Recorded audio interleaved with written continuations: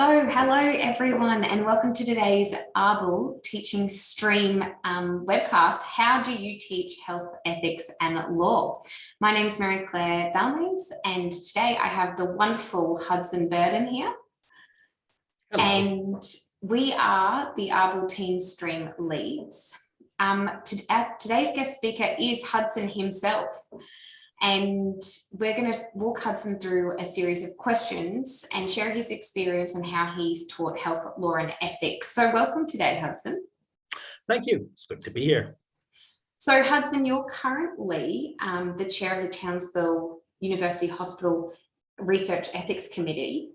Correct. Yeah, and so you go through looking at all levels of NHMRC grants, ethics applications.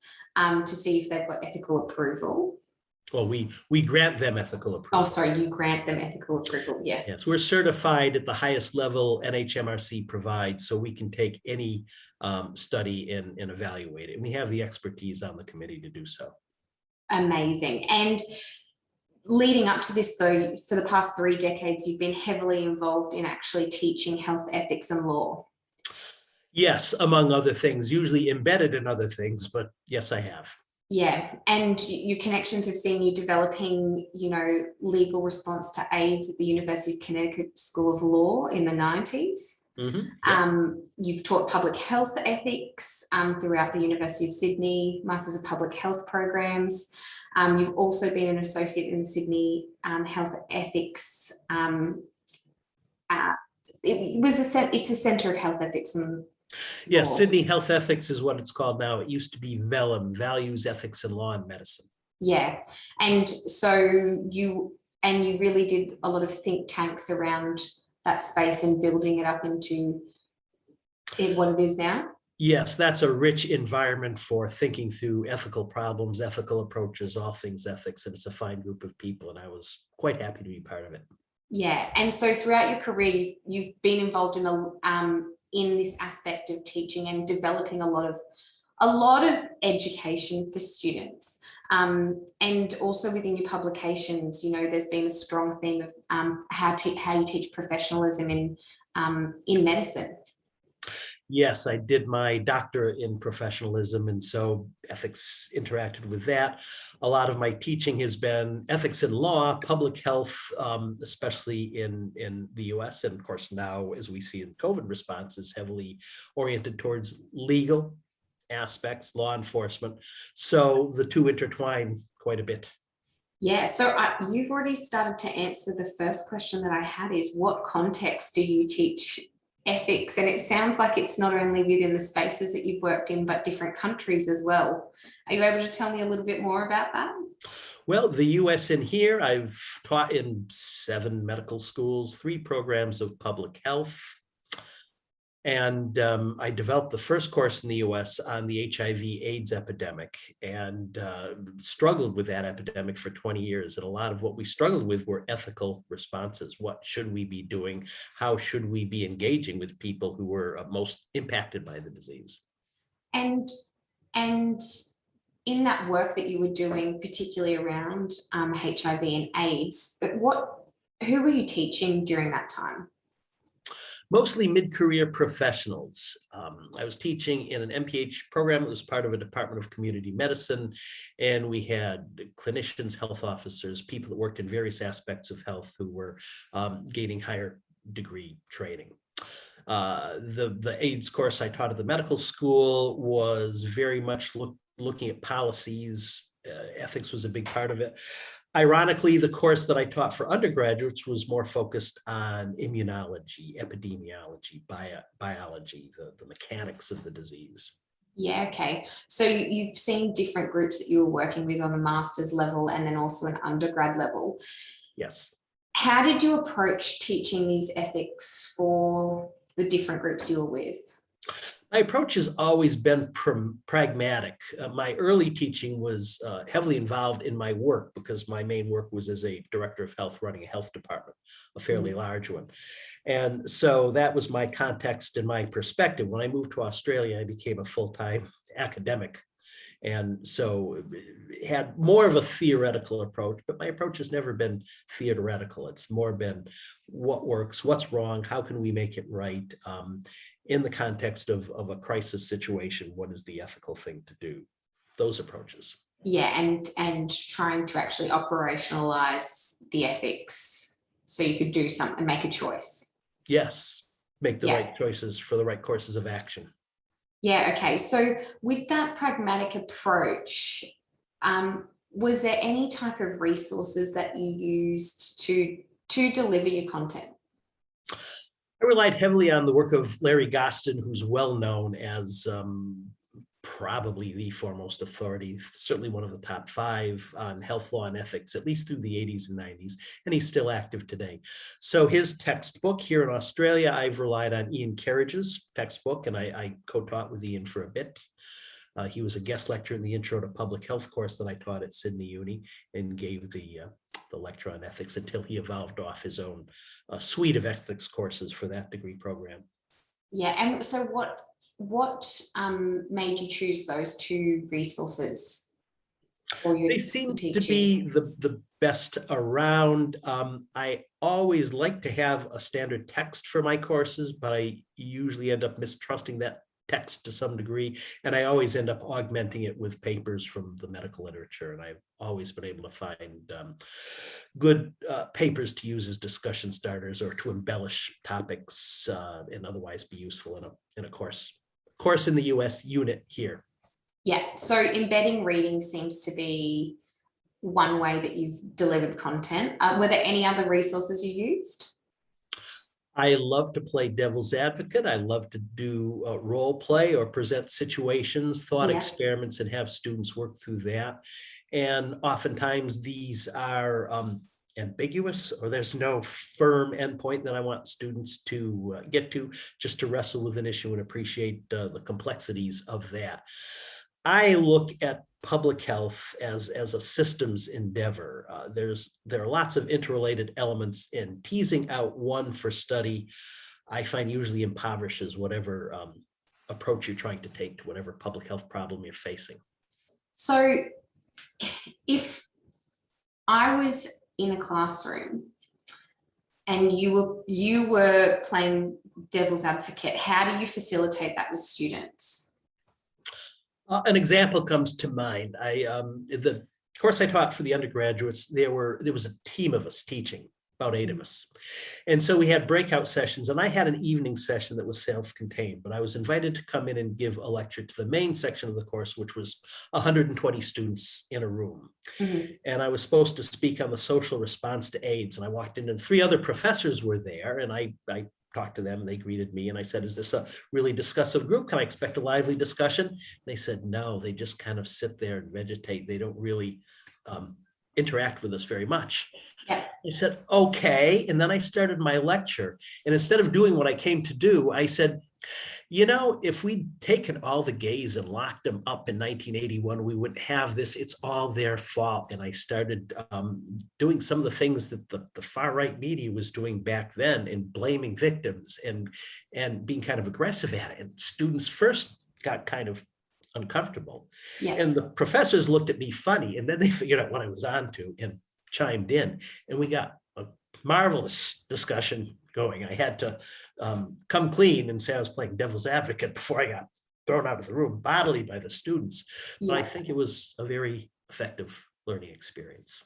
Yeah, so you then pick a position that may not be what has previously been articulated in the room. Yes. And could be highly controversial. Mm-hmm. And then you're basically trying to elicit a response from the students. Yes. And feel and get them to think through what they're feeling, what they're thinking, and actually form an argument. Yes. Okay. Another example of that, gay men's health crisis, which evolved into ACT UP, the AIDS Coalition to Unleash Power, was very critical of the government response to AIDS and very active in guerrilla theater, in publications, and they were very aggressive in making their point. And every year the commissioner's AIDS awards were held, and these people would disrupt it with a demonstration. They walk out of the room and the TV cameras would follow them. Mm-hmm. And their main guy and I really disliked each other. We'd be at the same venues and he'd speak first and I'd come on and correct what he'd say, or I'd speak first, he'd come on and say I was just full of it. And we really didn't have a good relationship. And when I tried to explain the perspective of these advocates to my students, they all came away thinking, oh, these guys are just troublemakers and we're best left ignoring them. I didn't want them to come away with that impression. Whereas I disagreed with a lot of what this group was doing, they did have a purpose that was essential. So I called the man up and I said, would you give a guest lecture to my class? And he said, I thought you hated my guts. I said, well, I do. And he said, well, I hate yours too, so why would I guest lecture? I said, because I cannot portray your point of view and have it come across rationally, and I hope that you can.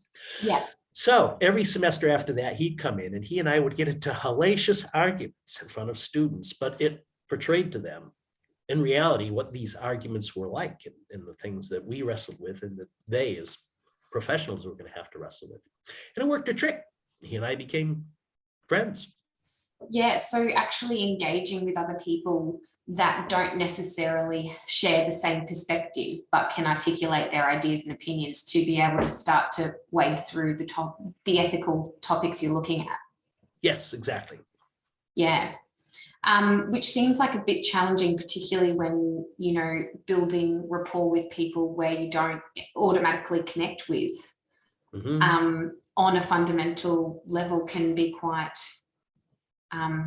confronting. Yeah, and that's professional life. So getting some of that in a supervised or curated student environment is I think good training for that. Yeah. What's next? Yeah. Okay. So when you're teaching, and I guess you've taught across lots of different topics in this area, what do you try and emphasize? Like what point, are there certain points that you emphasize? Are there certain topics that you emphasize? Are there certain values or principles that you emphasize? None to the exclusion of others. I've shown you my syllabus, and I run through law and ethics because usually they need to be juxtaposed in teaching. I'm not a theorist, so I don't, I use Childress and Beauchamp, of course, you really need to establish a fundamental of ethics, but I don't go into the theoretical realm. It's more what works. Why is this justified? Why is that not justified? Real world examples. I use the Tuskegee syphilis study, of course. And then I go beyond that and point out how the Centers for Disease Control in the 1990s really replicated the unethical nature of that Tuskegee study of the 30s in what they were doing in Africa with pregnant women in the AIDS research. Yeah. And the international ethical community got rightfully distressed by this, and the Declaration of Helsinki was changed to make sure that the people weren't doing research in third world countries in a manner that they couldn't do it in first world countries, because it would have been unethical. If it's unethical here, it should also be unethical there. Yeah, so really pulling out those real world examples. Yes, exactly. exactly. Is really what you try to emphasize, is that they will pop up wherever you are. And yes. These are a few things we've already seen unfold. Yeah. Is there anything though that you avoid when you're teaching ethics and law? No, nothing. Okay. If there was anything I thought I should avoid, I'd probably pull it in, because if it should be avoided, or if it's controversial or still a hot topic, then all the better to introduce it into a classroom. Yeah. Okay. So, well, that's good to know. Everything's on the table to discuss. I guess that might broaden my questions for you. But my next question, you did raise already the Tuskegee syphilis experiment that happened. Do you have a favorite case study that you use? That is probably my favorite case study. Another one is the situation of Cuba, which has health status indicators that are the envy of the US. If we look at infant mortality, childhood immunization rates, general health of the population. And the reasons for that include the fact that Cuba has decided that general practice medicine is highly important. So has trained very good GPs, put together a good medical education system, and has flattened the income distribution of the population. and made these priorities and therefore achieved success. On the other hand, human rights get short shrift in Cuba, and Cuba disdains the International Monetary Fund and globalization in all ways. And so are they doing that at the expense of things that we hold near and dear? Okay, so and I guess that shows a lot of different aspects, particularly of public health in that context. Yes. And the intersections and complexities that come up with these ethical dilemmas that aren't just isolated to physical health. Yeah, systems, again, it's all relational. Yeah. Do you have a favorite principle that you use? Other than pragmatism, no. Okay. Pragmatic approach is your philosophy, it sounds like. It's how I came up. I was born and raised on a farm, and I've always taken a very practical approach to life, and that's come into my teaching and all its guises. Yeah. And so from the people that you've worked with in teaching and taught, what type of feedback do you receive about your, I'm going to assume, overly pragmatic approach? My student evaluations have been really good over the years, although I've become skeptical of student evaluations as the measure, maybe a measure, but in a lot of educational settings now in academia, that is the main measure. And I find that problematic, but I've enjoyed good feedback, and my students have considered my teaching relevant, which is what matters most to me. Yeah. And have the students ever asked for anything more or different when they're learning about health ethics and law? Are there gaps that they feel that they wanted to know more about, or? Not that I know of. As we've talked about, my teaching of ethics is usually incorporated into teaching of other things, first and foremost law, but public health program development, medical education, etc. And so I do look at a subset of the universe of bioethics. Yeah. Medical ethics or empirical ethics. And so there's a lot that I don't go into. As I said, in the MPH program at the Sydney School of Public Health, the ethics component of my introductory course was the only formal ethics training our students received, but Ian Carriage now has a 6-unit suite of subjects. So it is now possible for postgraduate students at that university to go into more depth in ethics. Yeah, so we're seeing. And a lot of the programs I've taught in are programs that are meant to train people up to a certain level, but for more in-depth specialized training, you'd go on to, well, a PhD. Yeah, so we're seeing that curriculum's actually evolving to incorporate ethical thinking more in different subjects, but also allowing people access to be able to just have space to look at ethical problems in their studies. Yeah. So, Hudson, are there any ethical dilemmas that you face when teaching? I can't think of any. Possibly the dilemma of how far to push the devil's advocate business, and how uncomfortable to let my students feel. And I'm often cognizant of the fact that I'm delving into uncomfortable issues, and have to keep an eye out. One thing I found is that this is much better taught face-to-face than online. For about the last 7 years I've taught online, and I don't feel that I have the ability to do this subject, ethics, justice, in an online environment. Being in a room with people in a seminar format works much better. Yeah, so actually being able to have face-to-face connection allows you to get different cues from students, I guess, in terms of levels of uncomfortableness. Yes, exactly. Okay, and that is really helpful data when you're teaching ethics like. Oh yeah, it's necessary. It makes for a fuller learning environment. It allows students to process more and I think reflect more in the in-room situation. Yeah. In your experience teaching online, have you found that students are able to either to disengage more easily or readily, or not be pushed out of their comfort zones like they would in the classroom? Being devil's advocate and presenting contentious issues needs to be done in a more formal, more theoretical fashion in distance learning than it can be done face to face. Yeah, okay. Yeah, very interesting insight of that, of the actual way ethics is delivered and education. And I think we've seen it switch quite quickly. Yes. And well, actually, no, it's been happening since the 80s. I started teaching online. Well, I started using Blackboard in the late 1980s, teaching by video conference by the early 90s. So it's been progressing, but it's only in the last 10 years that it's really become fundamental, and now it's core in most teaching, of course, as a result of COVID. Yeah, we've seen many things change. So yeah, well, Hudson, is there any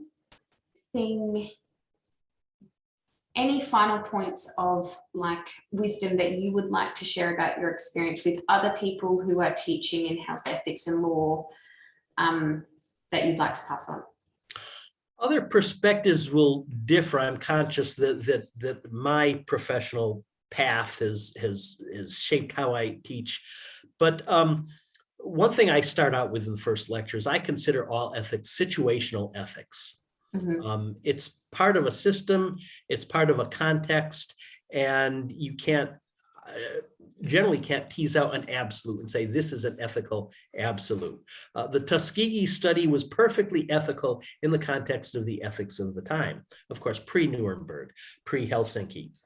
The other thing I like to use as a discussion starter is Eliza Doolittle's father's quote from Pygmalion, or the musical My Fair Lady. When Eliza Doolittle's father gets wind of the fact that his daughter is being kept in Professor Henry Higgins' house, he jumps to conclusions, approaches Henry Higgins and asks for £5. And Higgins's friend Pickering says, "Money, have you no morals, man?" He uses the word morals, but I would say ethics could intercede. And Doolittle's response is, "Morals, Governor? I can't afford them." And there is a lot going on in the realm of public health problems where that is a focus. Yeah. We did some research in Indonesia on swine flu, on how Indonesian farmers were handling their flocks of chickens. What they were supposed to do is if their flocks got sick, they were supposed to let the government know. The government was supposed to pay for all their chickens, which then had to be destroyed.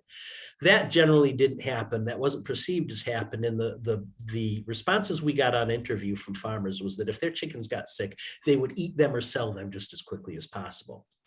And we actually put in the paper we published that in their position, we would do the same. Refugee situations, refugee problems are getting worse and worse, tremendous ethical problem. And we look at that from the situation, oh dear, they arrived on our shores, they shouldn't be here, they got here illegally. Yeah. Public health has to look upstream. We have to look at the situations, lots of which our countries have created, why these refugee problems have happened, and solve those at the source or contribute to doing that. Yeah. And that then solves our downstream problem over time. Yeah, okay. So thinking about kind of, where you're at and what you've got to work with now is often where the questions start. Yes. Yeah. Always. Yeah. Yeah. Not what has been, and possibly depending on what type of approach you take, what could be questioned. But really you're always looking at the situation you have now as well. Yes. Yeah. Well, Hudson, thank you so much for taking your time out to share a little bit about you and your experience with how you teach health law and ethics. For everyone listening, if you have any questions or comments, please let us know, and thanks for listening. Thanks, Mary Claire. Thanks, Hudson.